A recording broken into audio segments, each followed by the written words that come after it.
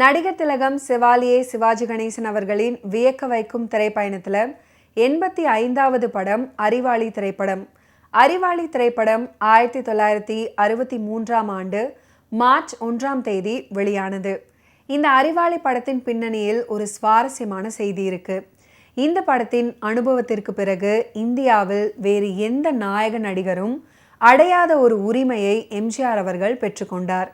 அது படத்தில் ஒப்பந்தமாகிற போது சேர்க்கப்பட்ட வரிகளின் மூலமாக அவருக்கு கிடைத்த சிறப்பு உரிமையாகும். பிரபல திரைப்பட ஆய்வாளரும் பத்திரிகையாளருமான ராண்டார் கை எழுதியிருக்கும் கட்டுரை ஒன்றில் இந்த தகவல் கிடைக்கிறது. அதன்படி ஒப்பந்தமாகியிருக்கும் ஒரு படத்தின் காட்சிகளையோ வசன வரிகளையோ சேர்க்கவோ அல்லது நீக்கவோ எம்ஜிஆர் அவர்களுக்கு சகல உரிமைகளும் உண்டு அப்படின்ற வாசகங்கள் சேர்க்கப்பட்டன. இப்படியான ஒரு உரிமை இந்தியாவில் வேறு எந்த நடிகருக்கும் வழங்கப்படாததாகும். அறிவாளி படப்பிடிப்பை 1953ஆம் ஆண்டிலேயே தொடங்கிவிட்டார்கள். சில நாட்கள் எம்ஜிஆர் அவர்களும் அதுக்கப்புறம் சிவாஜி அவர்களும் அப்படின்னே நாட்கள் போயிருந்துச்சு. நிதி நெருக்கடிகளும் வந்து சேர படத்தின் தயாரிப்பு இழுத்தடிக்கப்பட்டு 9 ஆண்டுகளை கடந்தது. படம் தொடங்கி 10 ஆண்டுகளுக்கு அப்புறம்தான் 1963ஆம் ஆண்டு தான் வெளியிட முடிந்தது.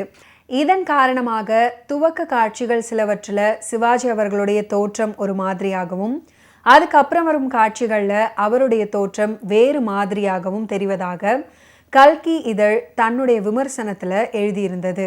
எது எப்படி இருந்த போதிலும் அறிவாளி திரைப்படம் வெற்றியை தழுவியது. அருணா ஃபிலிம்ஸ் தூக்கி தயாரான போதே இந்த படமும் துவக்கப்பட்டதாகவும் அந்த காலத்துல பேசப்பட்டது. இந்தியாவுக்காக வந்திருக்கேன். அப்போ மனோரமா? மனோரம்? ஓஹோ, நீங்க அப்படி நினைச்சிட்டீங்களா? இல்ல, நான் சொன்னதுதான். இந்தியாவுக்கு ஒரு நல்ல வரன் கொண்டுட்டு வந்திருக்கேன்னு சொன்னேன். அப்படியா? ஆமா. யார் அது? சிதம்பரம் சட்டநாதம் பிள்ளைன்னு கேள்விப்பட்டிருக்கீங்களோ? கேள்விப்பட்டிருக்கேன். பெரிய பண்ணையா? அவருடைய ஒரே மகன். நல்ல பையன், அடக்கமான பையன், நல்லா படிச்சிருக்கான். என் கூட தான் காலேஜ்ல படிச்சான். ரொம்ப சந்தோஷம். நீங்க சொன்ன ஆட்சேபனே இல்ல. இருந்தாலும் ஒரு தரம் மாப்பிளைய பார்த்துட்டா. நீங்க அவனை பார்த்திருப்பீங்களே. அப்படியா? ஆமா, நீங்க பார்த்திருக்கீங்க, உங்களுக்கு நல்லா தெரியும். யார் அது?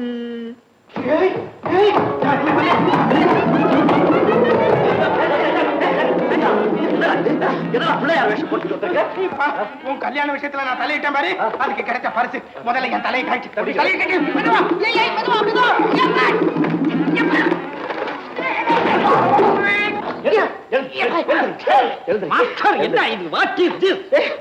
ஒண்ணுமில்ல. இது என் தலை, இது உங்க வாத்தியம். இது ரெண்டையும் ஒன்னா சேர்த்தது உங்க பெரிய மகளுடைய புஜபல பராக்கிரம். மனோரமா உன் மண்டையில அடிச்சிருக்கா? S, correct. அதாவது என் மண்டை கெட்டியா இல்ல இந்த வாத்தியம் கெட்டியான்னு டெஸ்ட் பண்ணி பார்த்தான். இப்ப என் மண்டை தான் கெட்டின்னு ப்ரூஃப் ஆயி போச்சு. அப்படின்னா நீ ஏதாவது மகத்தான தவறு செஞ்சிருக்கணும். இல்ல நீ சொன்னதை அவ தவறா புரிஞ்சுக்கிட்டு இருக்கணும். Yes yes. பட நீ உடனே மாடிக்கு போ. எனக்கு நடந்த மரியாதையை விட ரெட்டிப்பு மடங்கு மரியாதை உனக்கு நடக்கும். நான் ஆள வந்தாட்டா, ஜாக்கிரதை. நீ விடாப்பா. ஐயா சார், வாட் இஸ் திஸ்? ஒரு வார்த்தை. What is this? சார் வாங்க, சார் வாங்க. What is this? இந்த பாருங்க, மனோரமா கல்யாணத்தை முடிச்சு வச்சா நான் கேட்டதெல்லாம் கொடுக்கறதா சொல்லிருக்கீங்க. கேளுங்க மாஸ்டர், கட்டாயமா தரேன். கேட்டுமா? Good master, good master. Master தங்கமான மனுஷன். ஏன்னா தீராத வினையை தீர்த்து வைத்தவர் அல்லவா? எப்படி உங்களை நான் மாப்பிள்ளை ஆக்கிக்கிட்டது? எல்லாம் சரிதான். ஆனா அவனுக்கு ஒரு தீராத வியாதி. தம்பி, எந்த டிசீஸா இருந்தாலும் பரவாயில்லை, சொல்லுங்க. அமெரிக்கா, சுவிட்சர்லாந்து, லண்டன் எங்க வேணாலும். நோ, கேஸ் அவ்வளவு தூரம் சீரியஸ் இல்ல. அவனுக்கு உங்க பெண் இந்தியா மேல மாறாத காதல், அதனால தான் தீராத வியாதி. ஆமா, அதுக்காகத்தான் அடி உதையெல்லாம் வாங்குறதுக்கு தயாரான அவன். ஆமா மாமா, சட்டநாதம் உள்ள மகனும் அந்த பையன் தான், மாஸ்டரும் அந்த பையன் தான். உங்களுக்காக மாஸ்டர் வந்தார், மாஸ்டருக்காக நீங்க வந்தீங்க. உங்களுக்குள்ள எதுவும் பிறருக்காக நாம், நமக்காக பிறர், இப்படி ஒருத்தருக்கு ஒருத்தர் உள்ளன்போடும் உயர்ந்த பண்போடும் உதவி செய்யறதுல தான் நன்மையும் பெருமையும் அடங்கி இருக்கு. இது நமக்கு மட்டும் இல்ல மாமா, இன்னைக்கு நாட்டுக்கே தேவையான உயர்ந்த பண்பு இதுதான். வர்றேன் மாமா. Best wishes. நீண்ட கால தாமதத்திற்கு அப்புறம்தான் ஒரு வழியாக 1963ஆம் ஆண்டு வெளியான அறிவாளி திரைப்படம் ஒரு வெற்றி திரைப்படமாகும். நடிகர் திலகத்தின் ஸ்டைலுடன் கூடிய நகைச்சுவை நடிப்பு, பானுமதி அவர்களின் துடுக்கான பாத்திர படைப்பு. K A Thangavelu, TP Muthulakshmi இணையாக நடித்து புகழ்பெற்ற அதான் எனக்கு தெரியுமே காட்சி, SV வெங்கட்ராமன் இசையில் இனிமையான பாடல்கள் அனைத்துமே இன்றளவும் அறிவாளி திரைப்படத்தை மிக சிறந்த படங்களில் ஒன்றாக வைத்திருக்கு. குறிப்பாக ஆடுற மாட்டை ஆடி கறக்கணும் பாடல் அதுக்கப்புறம் வந்த பல படங்களில் பழமொழியாக இடம்பெறும் அளவிற்கு பிரபலமானது அப்படின்னே சொல்லணும். இதே போல கண்ணாலே காணாமல் பாடலில் இடம்பெற்ற கம்பீரமான வண்டி அழகான வண்டி அப்படின்னு முடியும் வரிகள் பின் நாட்களில் சகலகலா வல்லவன் திரைப்படத்தில் இடம்பெற்ற கட்டவண்டி பாடலுக்கு இன்ஸ்பிரேஷனாக திகழ்ந்தது அப்படின்னா மிகையாகாது. திருக்குறளை பற்றி புகழ்ந்து பாடப்பட்ட தமிழ் திரைப்பட பாடல்கள்லேயே மிக சிறந்த பாடல் இதுதான். பாடலுக்கு முன் நடிகர் திலகம் அவர்கள் திருக்குறள் பற்றி பேசும் பேச்சும் நன்றாக இருக்கும். TMS அவர்களுடைய அற்புதமான தெய்வீக குரல், நடிகர் திலகத்துடைய அபாரமான நடிப்பு, இது போன்ற பாடல்கள் காலத்தால் அழியாத கலை பொக்கிஷங்கள்.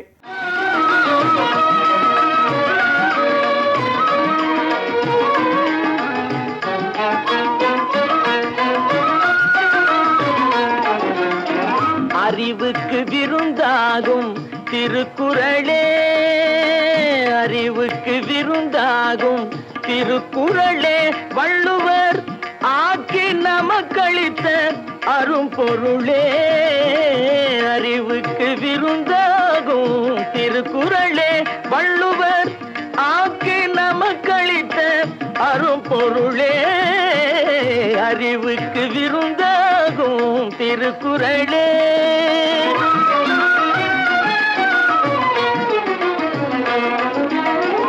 உலகுக்கு ஒளி போலே,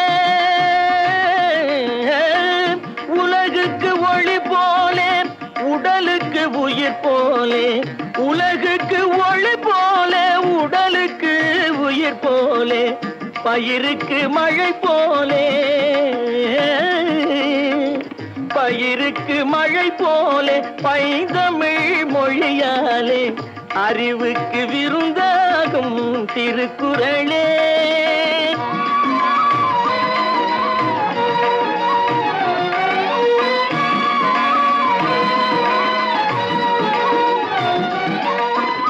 அறம் பொருள் இன்பம் எனப்படும் முப்பாலே, அனுபவத்தாலே தான் சுவைத்ததற்கப்பாலே, அறம் பொருள் இன்பம் எனப்படும் முப்பாலே, அனுபவத்தாலே தான் சுவைத்ததற்கப்பாலே, அவனியில் உள்ளோர்கள் அனைவரும் தன்னை போலே, அவனியில் உள்ளோர்கள் அனைவரும் தன்னை போலே, அவசியம் கற்றுணர்ந்து பயன் பெறும் நினைப்பாலே, அவசியம் கற்றுணர்ந்து பயன் பெறும் நினைப்பாலே, அறிவுக்கு விருந்தாகும் திருக்குறளே.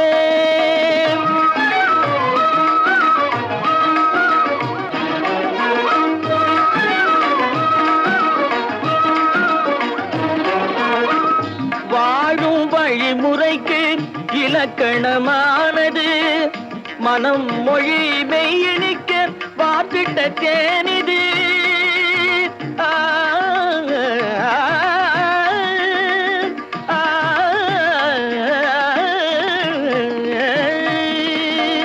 வாழும் வழிமுறைக்கு இலக்கணமானது, மனம் மொழி மெய்யணிக்க வாத்திட்ட தேனிது. வானகம் பொருள் கொண்டது,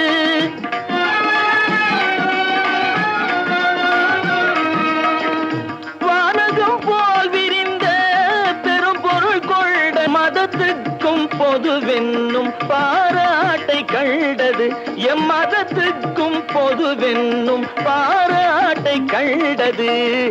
அறிவுக்கு விருந்தாகும் திருக்குறளே, வள்ளுவர் ஆக்கி நமக்களித்த அரும்பொருளே, அறிவுக்கு விருந்தாகும் திருக்குறளே.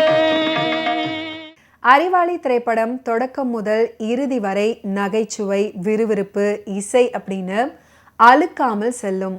நல்ல ஒரு கருத்தையும் அழகாக சொன்ன துளி கூட ஆபாசம், வன்முறை, காதல், கூடுதல் உணர்ச்சி வெள்ளம் எதுவுமே கலக்காத கேஷுவல் அண்ட் கிளீன் என்டர்டைனர் அப்படின்னே சொல்லலாம்.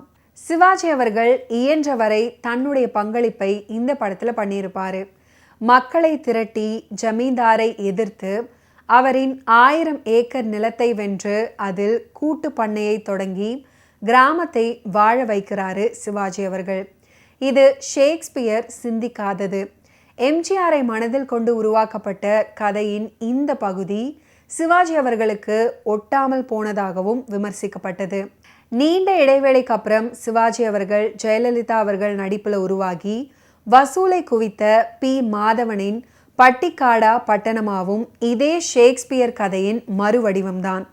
மாதுரி தேவி நடித்த மாலா ஒரு மங்கள விளக்கு அப்படின்ற பழைய படமும் இதே மாதிரி அடங்கா பிடாரியின் கதைதான்.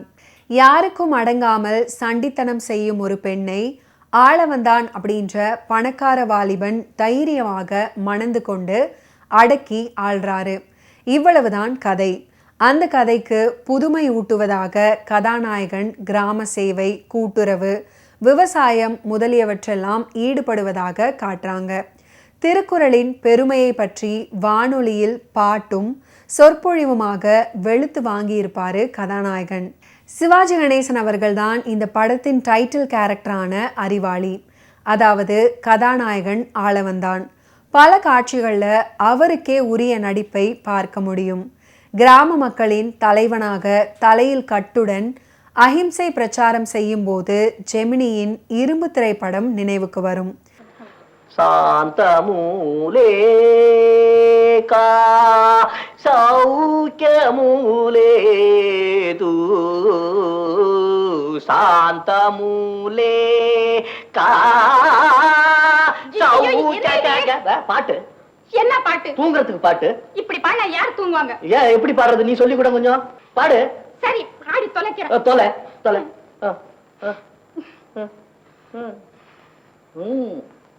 சாந்தமூலேகா சௌக்கியமூலேது சரசதள நயனா சாந்தமூலேகா சௌக்கியமூலே. ஐயோ, என்ன இது? தாளம் வேதாளம் போடாதீங்க. ஏன் போடாம என்ன பண்றது? நான் இப்ப நீ பாட போது நான் பாடுறபடி பாடுங்க. ஓ, அது கரெக்ட், அது கரெக்ட். பாடு பாடு பாடு பாடு. சாந்தமூலேகா சாந்தமூலேகா சௌக்கியமூலேது சௌக்கியமூலேது. டிஃபன் ஏப்பா யாரா டிஃபன் கொண்டுட்டு வர சொன்னா? என்ன இது இப்படி கோச்சிக்கிட்டு? என்ன கோச்சுக்கிறது? அவன் விஷம் வச்சு கொண்டாலும் கொண்டுட்டு வா. அவன் தொட்ட டிஃபன் போடாதீங்க. இத பாருங்க, இப்படி கோச்சிக்கிறது நல்லா இல்ல. இப்பதானே சாந்தமூலேகா சாந்தமூலேகான்னு பண்ணாக்க உடனே சாந்தம் வந்துருமா? என்னுடைய பிறவிக்கணும் உன்னுடைய பிறவிக்கணும் என்ன பண்றது? எப்படி சாந்தம் வரும்? போடாதீங்க. இத பாருங்க, நீங்க இப்படி கோச்சிக்கிறது நல்லா இல்ல. நம்மளுக்குள்ள ஒரு ஒப்பந்தம் பண்ணிக்கலாம். ஒப்பந்தம், எக்ரிமெண்ட். கரெக்ட். வந்திய வழிக்கு வா. சத்தியம் பண்ணு. என்ன குழந்தையா சத்தியம் பண்றது? எல்லாம் ஃபார்மாலிட்டி. சத்தியம் பண்ணு. இனிமேல சண்டித்தனம் கிண்டித்தனம் என்ன? சண்டித்தனம் கிண்டித்தனம் சண்டித்தனம் முண்டித்தனம் செய்யாம உங்ககிட்ட அன்பா நடந்துக்குவேன். உங்ககிட்ட அன்பா நடந்துக்குவேன். எல்லாருகிட்டயும் அன்பா நடந்துக்குவேன். இது சத்தியம். விஷயம் முடிஞ்சது. விடு. இருங்க, நீங்க சத்தியம் பண்ணுங்க. நான் என்ன பொம்பளை சத்தியம் பண்ணி கொடுக்கறது? அதெல்லாம் முடியாது. நீங்களும் சத்தியம் பண்ணணும். சரி, சத்தியம். என்ன? இனிமேல வேலைக்காரவங்க கிட்ட கோச்சிக்க மாட்டேன். நான் எப்படி கோச்சிக்காம இருக்கிறது? அவன் இஷ்டப்படி சமையல் பண்ணி கொடுத்தா நான் எப்படி சாப்பிடுறது? அப்ப நான் சமையல் பண்றேன். நீ சமையல் பண்றியா? அப்புறம் நான் ஏன் கோச்சிக்கிறேன்? அன்பா நடந்துக்குவேன். சிரிச்சுக்கிட்டு சிரிச்சுக்கிட்டு சந்தோஷமா இருக்கேன். ஒரு டெஸ்ட். என்ன டெஸ்ட்? கண்ணே கண்ணே, ஓய், இந்த கை கொஞ்சம் பெயின், கொஞ்சம் அமுத்தி விடுறியா? ஐயா, நான் என்ன வேலைக்காரியா? அமுத்தி கொஞ்சம் கையை புடுங்க சொல்லல, உன்னை அமுத்தி விட சொன்னாக்க. சிவாஜி கணேசன் அவர்களின் நல்ல நடிப்புக்கு உதாரணம் சொல்லும் விதத்துல அறிவாளி திரைப்படம் அமைந்தது. பானுமதி அவர்களுடைய நடிப்பும் பாராட்டப்பட்டது. பானுமதி வெடுக்கு வெடுக்கு அப்படின்னு பேசுவாங்க, மிடுக்காக பார்ப்பாங்க, துடுக்காக துள்ளு நடை போடுவாங்க. பாலையாவின் சதியை அம்பலப்படுத்தும் இடத்துல அவங்களுடைய நடிப்பு திறன் பளிச்சிடுகிறது. அடங்காப்பிடாரியின் ஆர்ப்பாட்டங்களை ரசிக்கும் அளவுக்கு அவளை அடக்கி ஆளும் காட்சிகளையும் ரசிக்கும்படி பண்ணியிருப்பாங்க நடிகை பானுமதி அவர்கள். 1963 வருடம் பானுமதி அவர்கள் நாயகியாக நடித்து 3 தமிழ் படங்கள் வெளிவந்தன. அந்த படங்கள் எல்லாம் நீண்ட கால தயாரிப்பில் இருந்தவை. நடிகர் திலகத்துடன் அறிவாளி படம் தொடக்கத்தில் எதிர்பார்த்த பெரிய வெற்றி அமையாது போனது. ஆனாலும் மறு வெளியீடுகளில் தொடர்ந்து வசூல் அதிகரித்தது. அறிவாளி திரைப்படம் சிவாஜி அவர்கள் பானுமதி அவர்கள் நடித்த மற்றும் ஒரு நகைச்சுவை திரைப்படம். சிவாஜி கணேசன் அவர்களும் பானுமதி அவர்களும் போட்டி போட்டு ரசிகர்களை மகிழ்வித்தார்கள். குறிப்பாக அவர்களது திருமண காட்சியில வயிறு குலுங்க சிரித்து புண்ணாகிவிடும் அளவுக்கு இருந்தது. ஆபாசமில்லாத அக்மார்க் நகைச்சுவை அமர்க்களம் அப்படின்னே சொல்லலாம். ஆண் ஆதிக்கத்தை வெறுக்கும் பானுமதியின் இயல்பான குணத்தை ஒட்டிய கதாபாத்திரம். நாயகி மனோரமா. அதனால் பானுமதியின் நடிப்பு முழு வீச்சில் கொடி கட்டி பறந்தது. நல்ல டைம் வந்தாலே எல்லாமே எதிர்பாராத விதமா தான் நடக்கும். இப்ப என்ன எடுத்துக்க, நான் எதிர்பாராத விதமா தான் ஒன்ன சந்திச்சேன் ஏக்கல உதவியால. உடனே எதிர்பாராத விதமா 60 வேலி நிலம் வந்துச்சு. எல்லாத்துக்கு மேல நீ வந்த, அது வேறு விஷயம். ஆனா அந்த 60 வேலி நிலம் ஹைகோர்ட் வரைக்கும் நம்மளை இழுத்துக்கிட்டு போகும் போல இருந்துச்சு. உன்னுடைய அட்வைஸ் பிரகாரம் அங்க போனேன். எதிர்பாராத விதமா ஒரு ஃப்ரெண்டு அங்க வந்திருக்கார். கார் இல்ல, காள் ஒரு பெண்ணு, பேரு மோகினி, என் கூட காலேஜ்ல படிச்சவ. அவ அங்கதான் இருக்கா. சிங்கத்துக்கு அவளுக்கு சீக்கிரம் கல்யாணம் நடக்க போகுது. அவ என்ன சைடு பண்ணா இம்மிடியேட்டா விஷயம் முடிஞ்சது. ஒரு பெண்ணாலதான் முடிஞ்சது, இல்லன்னா கொஞ்சம் இழுத்து பறிச்சுக்கிட்டு இருக்கான், அவ்வளவுதான். மனோரமா, குடும்பங்கிற ராஜ்யத்துல கணவன் ஒரு ராஜா. அந்த ராஜாராணி கதையெல்லாம் ரொம்ப பழசுங்க. இப்போ ஜனாதிபதின்ற போல சம்சாராதிபதி பேஷ்பேட் ரொம்ப நல்லா இருக்க. மனைவி ஒரு மந்திரி. மந்திரி பதவி மட்டுமல்ல, மொத்தம் 4 பதவி உண்டு. 4 பதவியா? என்னது? அதான் இருக்கேன். முதல் பதவி வேலைக்காரி, 2வது மந்திரி, 3வது தாய், 4வது சொல்ல மாட்டியா? ஏன் சொல்ல மாட்டேன்? ஓஹோ, அவ்வளவு சிரமமாத பதவி போல இருக்கு. ஓகே வியூவர்ஸ், இன்னைக்கு நிகழ்ச்சியில நடிகர் திலகம் சிவாஜி கணேசன் அவர்களுடைய ஃபிலிம் கெரியரில் நடந்த பல இன்ட்ரெஸ்டிங்கான விஷயங்களை நீங்கள் பார்த்து தெரிஞ்சிருப்பீங்க. மீண்டும் அடுத்தடுத்த எபிசோட்ஸில் சந்திப்போம். நன்றி, வணக்கம்.